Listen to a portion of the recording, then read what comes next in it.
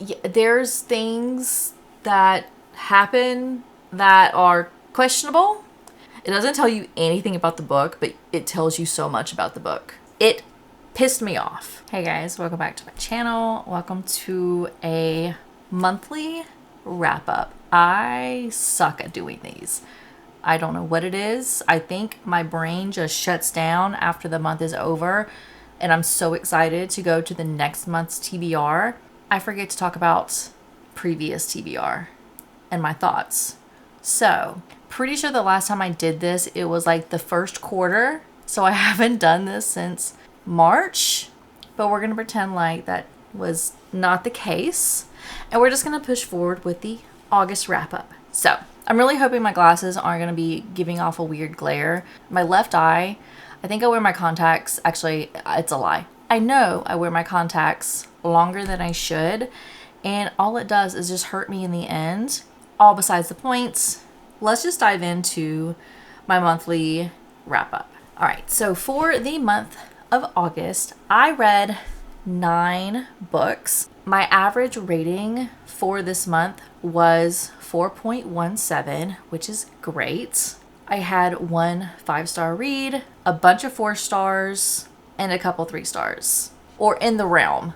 So let's just go ahead and start talking about all of the books. So the first book that I finished in the month of August was Madness.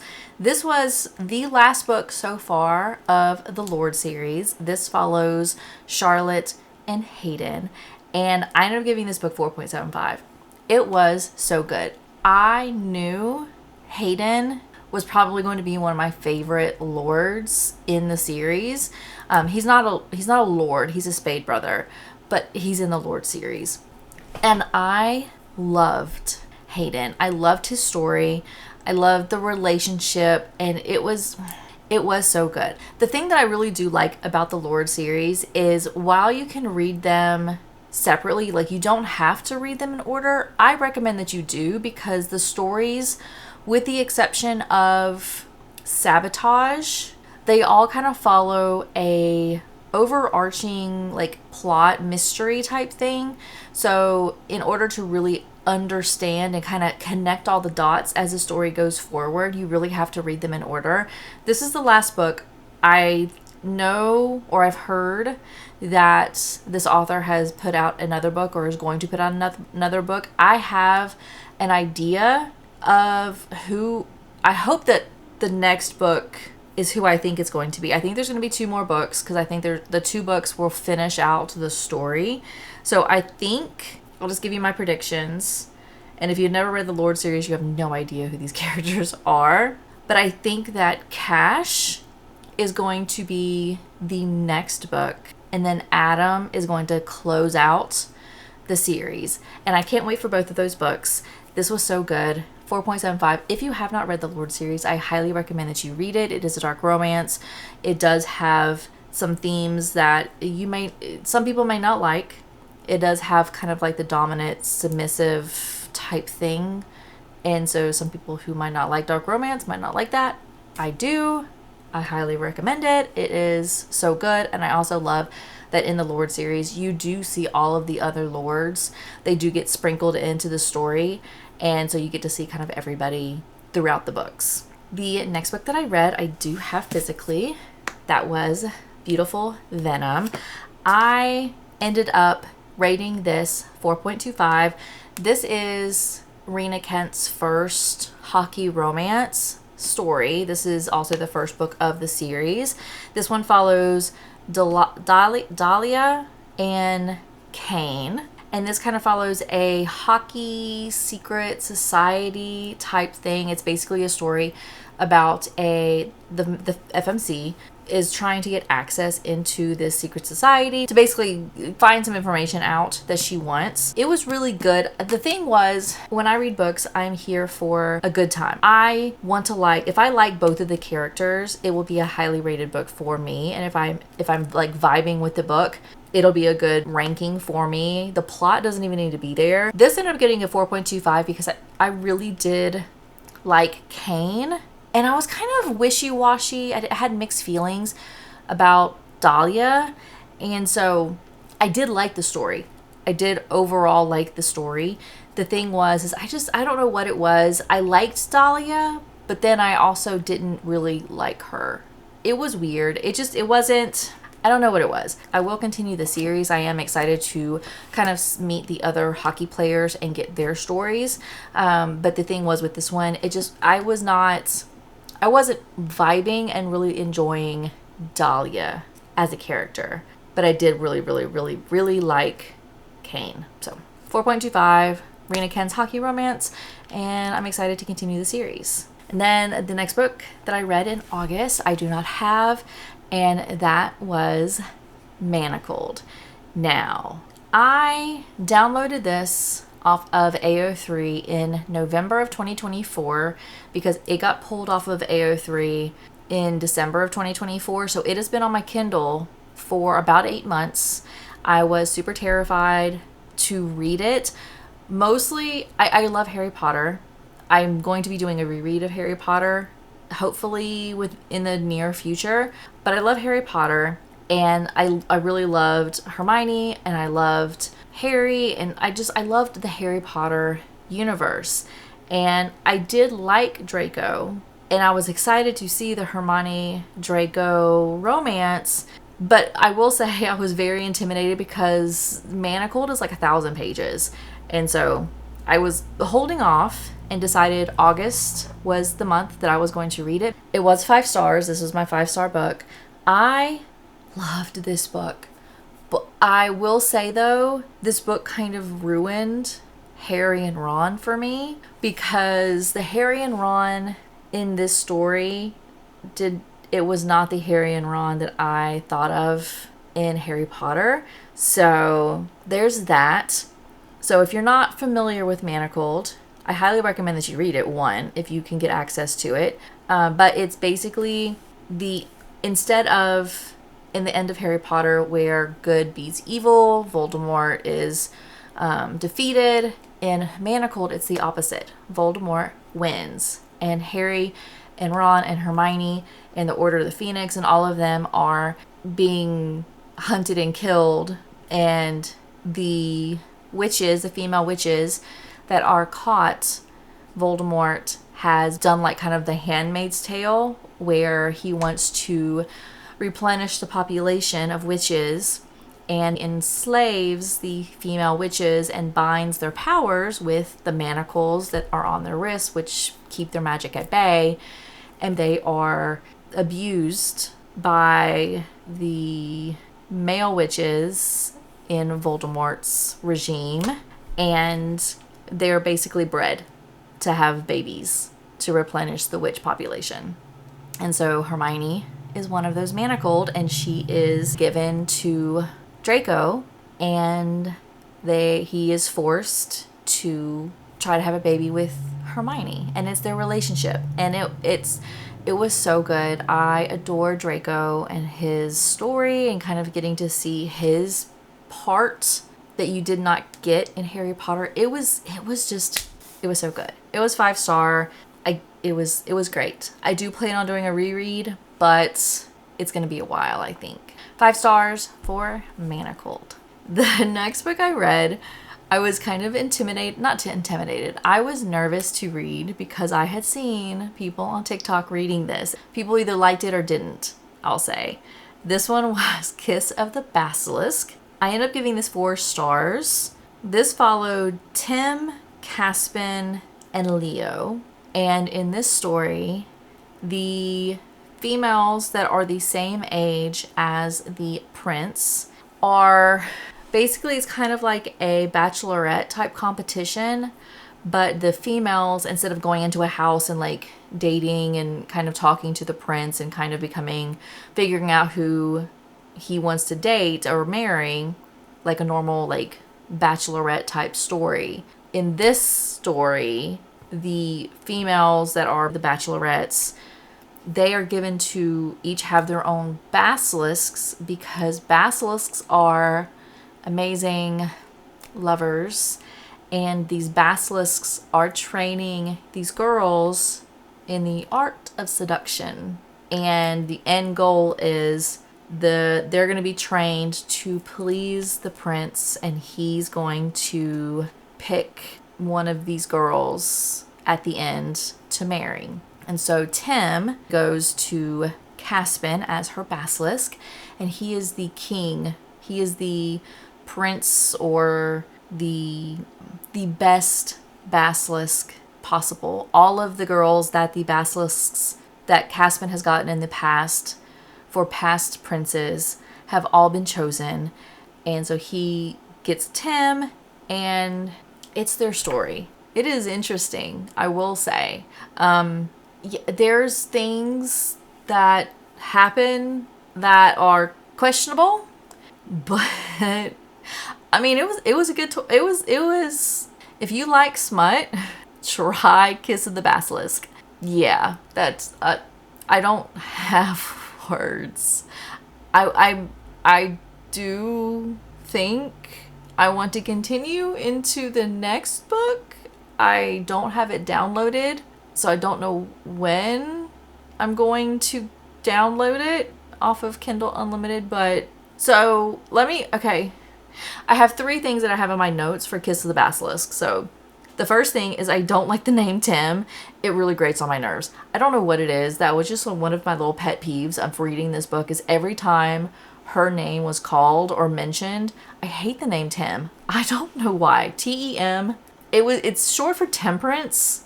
I hate the name Tim. That was my number 1. Number 2 I wrote was, how can so much happen but yet nothing happen? I think that's that I feel that in my soul when it comes to this book. And then 3 was, why am I liking this so much? So it doesn't tell you anything about the book, but it tells you so much about the book in my thoughts. So 4 stars, Kiss the Basilisk. I don't know if I'm going forward, but I feel like the next book will be just as good, ? But if you like smut, try it out. The next book is completely the opposite of Kiss of the Basilisk. I picked up The Naturals from the library, and I wanted to read this. This is a young adult mystery, and it's essentially like Criminal Minds, but teenagers. And so in this story, there are a handful, I believe there's 4 teenagers that are picked by the FBI because they have natural abilities that will help them solve cold cases. So you have Cassie, no, there's 5. Cassie, Michael, Dean, Leah, and Sloane. You have 5 characters. And so you have Cassie and Dean. They are natural profilers. So they can take a person's like attitude and, you know, what they wear, just the overarching type of person, and they're able to kind of profile them really well to figure out if you're a killer, then this killer was probably had dad issues or was homeschooled. Like, they're able to kind of profile a particular person based on just a handful of things. So they're profilers. Then you have Michael, who he can read like expressions and emotions. So he can kind of, based on like a tick in your lip, he can tell if you're mad or you're angry, or like he is a very good at reading emotions. You have Leah, who is she's a natural liar and also a natural detector of liars. So she can tell when someone is lying. And then you have Sloane, who is like a genius, and she can remember things. Like, she's got the whatever that skill is where she can see something and she'll always remember it. And so she also will like spout out just random facts at any time. So she's a living computer, basically. So they're picked by the FBI to live in a house, and they're all teenagers, and helped to solve cold cases. And what happens is they stumble into an active case. And so that is book 1.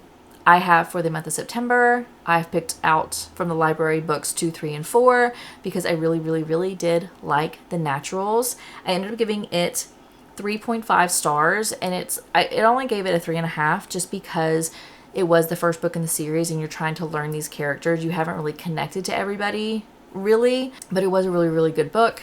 And I do obviously plan on continuing it. I'm currently reading book 2 in the month of September, and I plan on finishing the series in September. So 3.5, really excited to see how the story progresses. It does have kind of, I think, an overarching storyline throughout all of the books, but I really did enjoy it.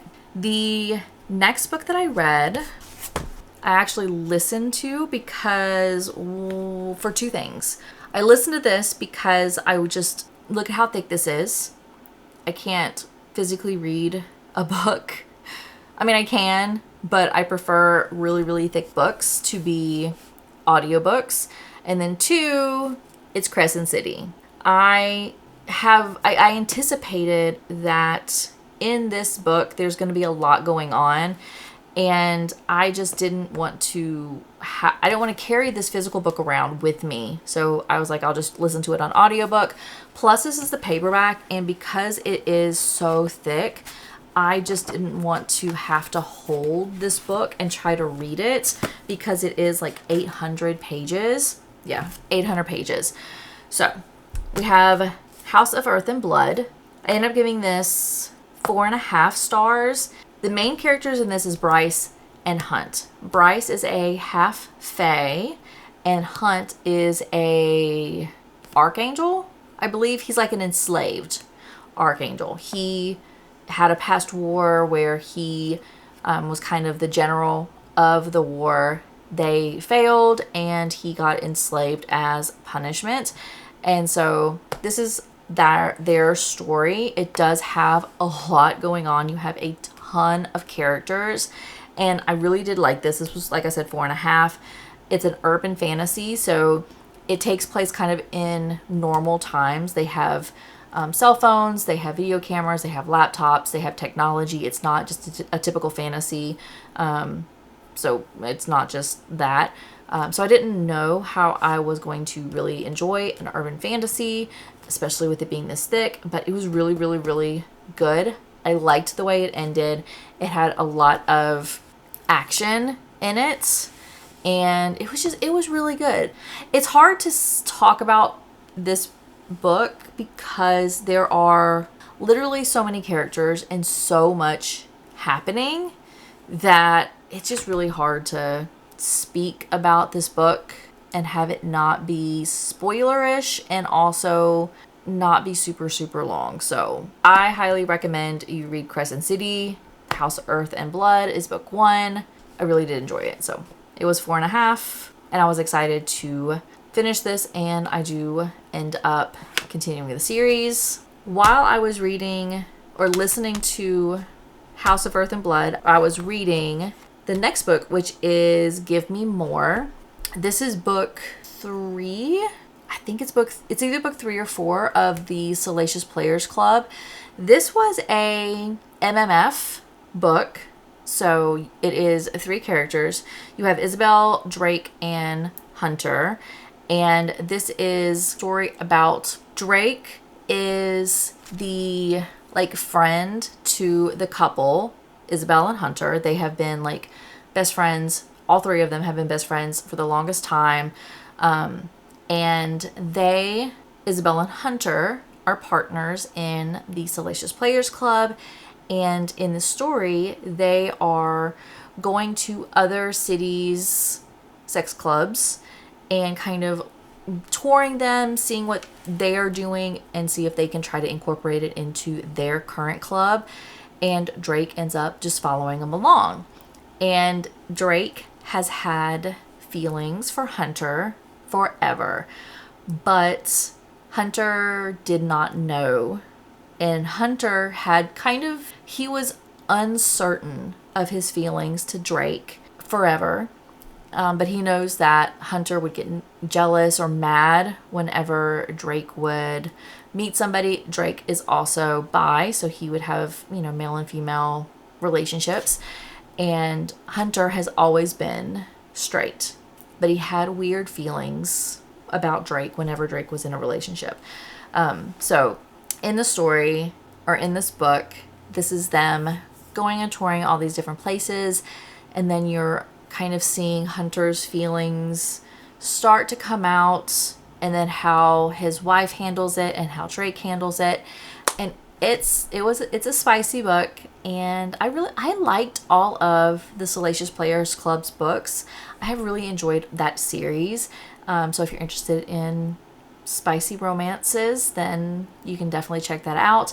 I ended up giving Give Me More 4.25 stars, and I can't wait to continue the series. I do not know how many other books there are in that series. I know there's one more because I have it downloaded, but I don't know if that's the last one, but it was really good. It was 4.25. Highly recommend if you're interested in MMF relationships. Then the next book that I finished was Defy Me.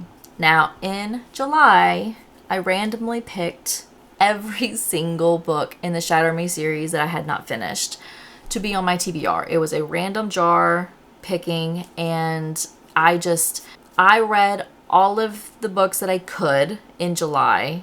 And this, I started in July, and I ended up taking about 45 days to finish this because I felt like I got burnt out on Shatter Me. It's a young adult dystopian romance, and I can't honestly say anything about this book without spoiling it because this is book, what, 4?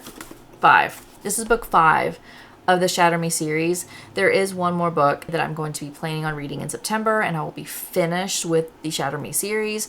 So I can't really say anything that's happening in this book, but this is a young adult dystopian. You have a lot of different characters. You have characters that have special abilities, and it's a overarching storyline, which is why obviously I can't say what's happening and my thoughts on it, but I ended up giving this 3.25. The reason why this got in the 3-star range and not a 4-star was because this is young adult, and it did take me a while to continue.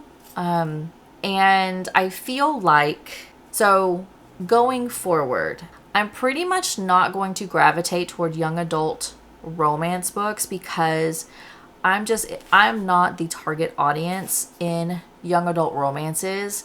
I like dark romances. I like regular smutty type romances. I do like adult closed door romance as well, but I'm much more on the dark romance, regular romance spectrum when it comes to that type of genre. Young adult romance just doesn't do it for me. I don't really care for it. And so I think like that's the issue that I have with Shatter Me, is it is young adult. It is written very easy to get through. These obviously are not very big books, and so they're very easy to read. My attention span when it comes to this series, I just didn't have. The other thing with this book is the main conflict in this book ended in book 3, and so where this book now is starting in book 4 and carrying on to book 5, it was a different type of story, and I liked it, but I didn't know how, it just wasn't as interesting in my perspective. So I mean, it was a good book. If you like young adult romances, dystopian stories, I think this is good. It was 3.25. I'm glad I'm finished it, and I do plan on trying to finish the whole series in September so I can finally close the book on the Shatter Me series and just be done with it. So Defy Me, 3.25. And then the last book that I read, or I should say I listened to in August, was book 2 of Crescent City, and this is House of Sky and Breath. This also is carrying along with Bryce and Hunt. This has also, it picks up a lot more with Bryce's brother, which is Rune, and I ended up giving this 4 stars. Now, I enjoyed this book up until about here. It was essentially the very, very last part of this book I did not like. And I am uncertain how I'm going to like the 3rd book because I can't say I don't want to ruin it for those of you who have not read this, But I'll say there was something happened at the very, very, very end with Bryce. She goes someplace that I did not think she was going to go. And she met people I did not think she was going to meet. And that was what I don't like. Some people might like it. Some people might have liked the book is going. I did not. I would have been much happier if she would have gone to the place she was supposed to go to, but she didn't. And she has now ended up in somewhere that annoys me. And like I said, some people might like it. And I've flipped through, I have not read the third book yet, but I do have the third book on my bookshelf, and I have kind of done this little number to see if the names of the people that she met at the very end of this book are also in only the beginning portion of the third book. And if that's the case, then I might be okay. But they weren't. Their names popped up throughout the book. And therefore, I don't know how I'm going to like that. So, this ended up being 4 stars. And the only reason I dropped it lower than House of Earth and Blood, because that House of Earth and Blood I ended up giving 4.5 stars. The reason why this got dropped down to 4 stars was because of the ending. I didn't like it. It infuriated me. So, I listened to this on audio. I had both of these books. Actually, I have all 3 of the books of Crescent City currently bought on Audible. So I do plan on listening to the third book, and hopefully I don't despise it, but I have a feeling I will. But we'll have to see. So, but I did read or listen to House of Sky and Breath on Audible. 4 stars. Went so well until we got to like 99%. And then it dropped to 0.5 star. So, those were all of the books that I read in the month of August. Overall, I had a really good reading month. I did overall like the books that I read, and I am excited to continue a lot of these series, and I plan on continuing them, at least a few, in the month of September. So, that is going to be it for this video. Thank you so much for watching. If you've made it to this part of the video, and if you have read Crescent City, did you have the same feeling I did with House of Sky and Breath at the very end where Bryce went? What were your thoughts? Without spoiling it, don't spoil it, because I did not anticipate what happened, and I don't want to take that away from anybody else. But let me know down below, what were your thoughts?